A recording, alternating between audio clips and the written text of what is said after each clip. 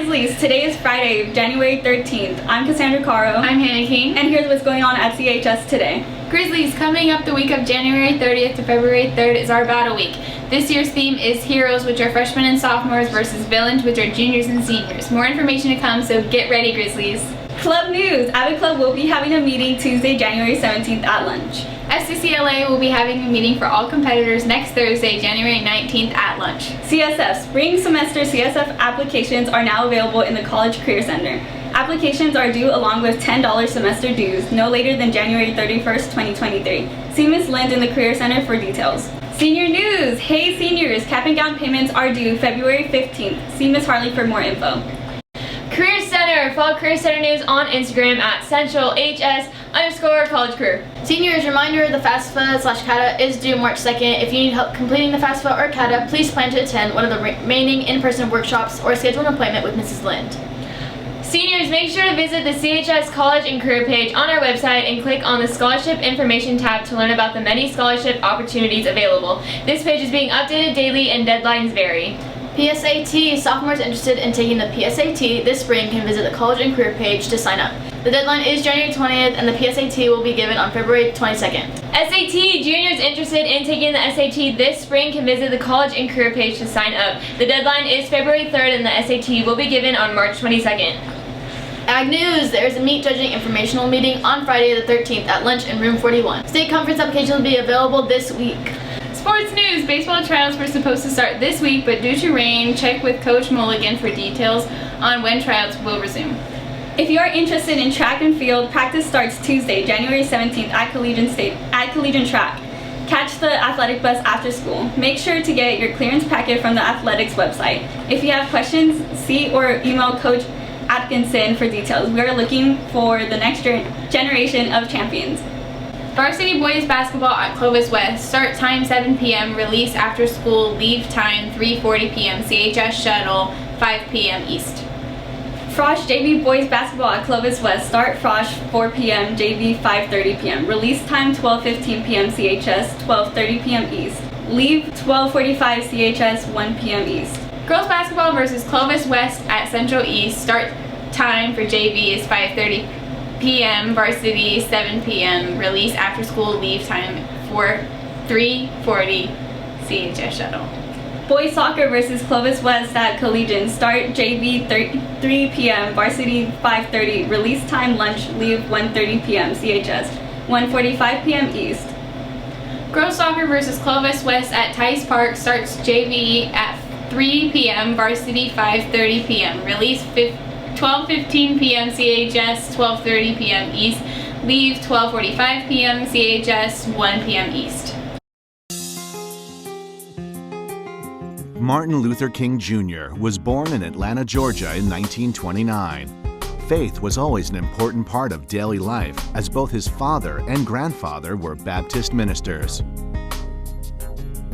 He thrived at a segregated high school, graduating at 15, before heading off to Morehouse College. He then dedicated 3 years to theological study at Crozier Seminary in Pennsylvania. While earning his graduate degree at Boston University, he met Coretta Scott, who he would marry and have 4 children with. King and his family settled in Montgomery, Alabama, when he became the 20th pastor of the Dexter Avenue Baptist Church. When Rosa Parks was arrested for refusing to relinquish her seat to a white man on a Montgomery City bus in 1955, the incident lit a fire under the burgeoning civil rights movement. His boycott of the bus system in Montgomery, Alabama was tremendously successful because he was incredibly strategic and he worked with other people to get the individuals in Montgomery, Alabama to understand that they weren't going to take it anymore. King's experience, passion for the cause, and position in the community gave him the credentials to become a leader in the 381-day boycott of the city buses. On December 20th, 1956, the Supreme Court ruled segregated buses to be unconstitutional. This was a major victory for the civil rights cause and proved King's nonviolent methods of protest could yield results. King was now the national face of the civil rights cause. He was jailed over 20 times, was once stabbed in the chest, his house was bombed, and he suffered relentless personal attacks on himself and his family. For a man of peaceful intentions, he unfortunately spent much of his life the target of violent intent, yet the threats never stopped him. Dr. King inspired thousands of people through his eloquence and through his fearlessness, especially after his home was firebombed with his wife and his children. They showed through their courage that they were prepared to give their lives to the cause of freedom. King worked tirelessly to promote the cause he so strongly believed in. And from 1957 through 1968, he traveled over 6 million miles, delivered 2,500 speeches, wrote 5 books, and dozens of articles. His hard work and ability to communicate earned him such respect that he earned the ear of President John F. Kennedy, who personally met with King. Of all the speeches King delivered, none has stood the test of time like his famous I Have a Dream speech. Symbolically delivered from the steps of the Lincoln Memorial in 1963, in front of 250,000 people, both black and white. King had become such a force in America that he was named Time Magazine's Man of the Year in 1963. A nice achievement indeed, but it paled in comparison when in 1964 he became the youngest man ever to win the Nobel Peace Prize. Martin Luther King Jr. was an American. He was deeply American. And what's striking to me is that he had more confidence and faith in American democracy, in the Constitution, and in the principles of fairness and opportunity than nearly all of his critics.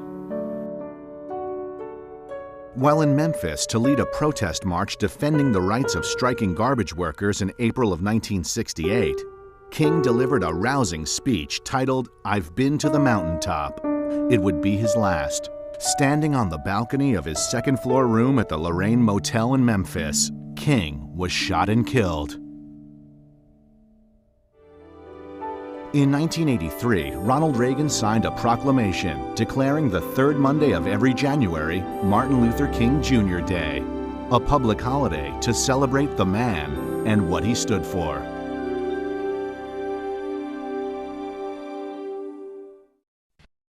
Please stand for the flag salute. Ready, salute.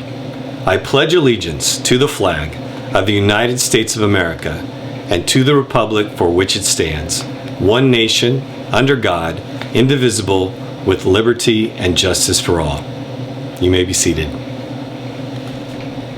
Today's weather is sponsored by Martin Luther King and all he did for our country to make it better. Today's weather is 61 degrees, a low of 49, mostly cloudy. Have a great day and a great weekend, Grizzlies. And don't come Monday, we won't be here. The Dad New Year's joke of the day. I was going to quit all my bad habits for the new year, but then I remembered that nobody likes a quitter. And that's all the news we got for you today, Grizzlies. Don't forget to follow us on Instagram and Twitter at CentralHS_. I'm Hannah King. And I'm Cassandra Carr. And we will see you later.